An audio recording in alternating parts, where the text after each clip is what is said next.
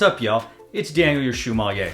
The last time I reviewed a Reebok sneaker, let's just say I was a little too overly critical. Yes, I was patronizing, and yes, I talked down on a shoe just because it cost $80, even though since that review, it has become one of my favorite beaters to wear. It's stylish, it's pretty comfortable, and again, for the price, well, honestly, I was wrong. So today, I promise to have a much more positive review. I will be truthful though, when I talk about the Reebok classic leather shoe in chalk blue.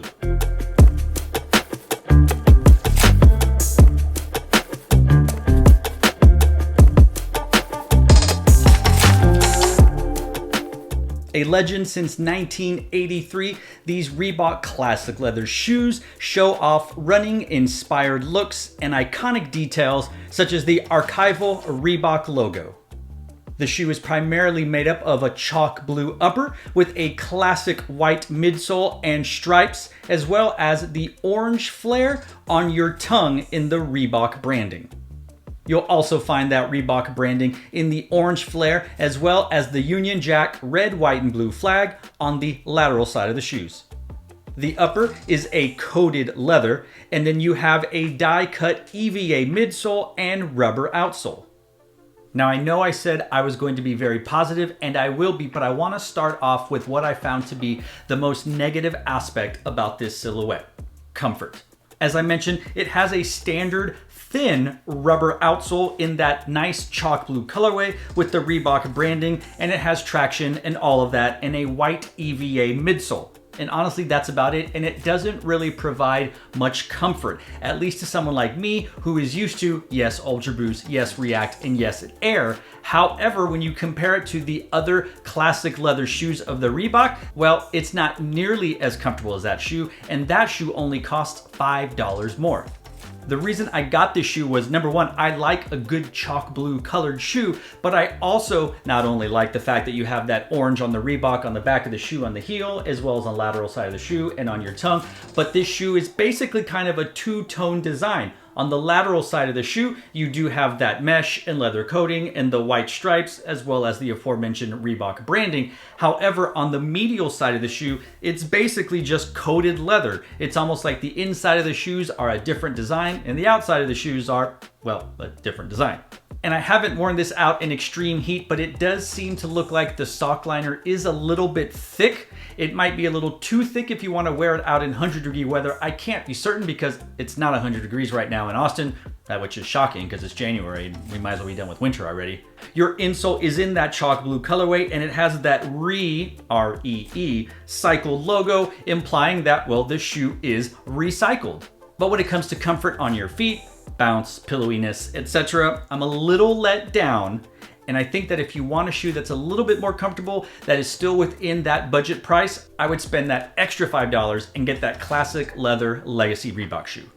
When it comes to fit, I'm normally a size 9 across the board. That's my true to size Air Force Ones, Jordan 1s, Puma, New Balance, Ultra Boost, etc. That's what I ordered for this shoe, and I think it worked out just fine for me. I know I keep coming back to the tongue and the sock liner being a little bit thick, and I think that will be okay if maybe you don't sweat as much, and maybe if it's not as hot as an environment. Again, I don't know. I'm really concerned about how this shoe may or may not breathe.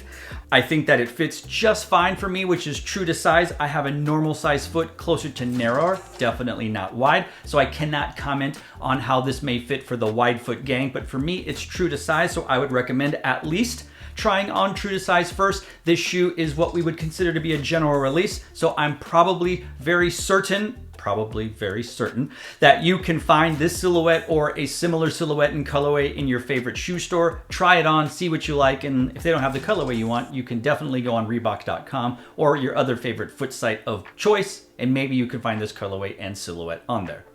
This is a decent shoe. It's a very good looking shoe. It looks better than it feels on foot, I will say that. But maybe you like a firmer feel when it comes to your feet. Maybe you want to feel more of that ground. Maybe you don't like squish. Maybe you don't like bounce. Maybe you don't like boost, react, all that stuff. If that's the case, then yeah, I think this shoe may very well be for you. It's very stylish. It's spring-like, and here in Austin, we might have one more week of winter, and then it's spring, summer, whatever they call it. We only have 2.5 seasons here. That this will look good, and it's a good Saturday, Sunday afternoon shoe. Cleaning out the garage, playing with your dogs, barbecuing. Yeah, it's kind of the dad shoe before we coined the term dad shoe for dads. It's a good looking shoe. But if you want a little bit more sport, if you want a little bit more, hey kids, let's go throw the old ball around. What, you rather play video games? No way, turn it off. I would wear this shoe. But if you're just gonna barbecue in the back, maybe put on some tunes, maybe sip a little bit of iced tea. We'll say iced tea. Yeah, you could wear both. But you want the stylish, comfortable shoe? Awesome. You want a retro stylish shoe that isn't as comfortable and you save $5? Go with this shoe. As mentioned, the classic leather legacy shoe that I previously reviewed retails for 80 US American dollars, and this classic leather chalk blue shoe retails for 75 US American dollars, and both can be found on Reebok.com. So what do you think about this Reebok classic leather shoe in the chalk blue colorway?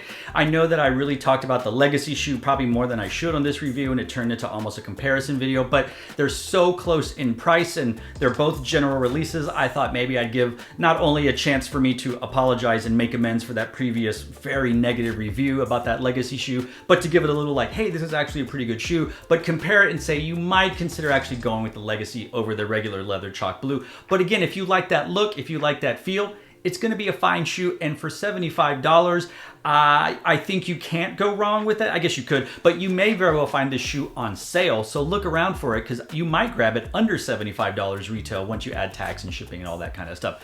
It's a good shoe, it's just not as comfortable or as stylish as the Reebok Classic Leather Legacy shoe. Let us know in the comment section down below what you think about that chalk blue colorway, and why not? What do you think about the classic leather legacy shoe that I reviewed? Was I too hard? Was this review okay? Are we all good? Can you forgive me for being a hype beast, for being an annoying hype beast just because of an $80 shoe? Thoughts and prayer emojis? Let us know in the comment section down below.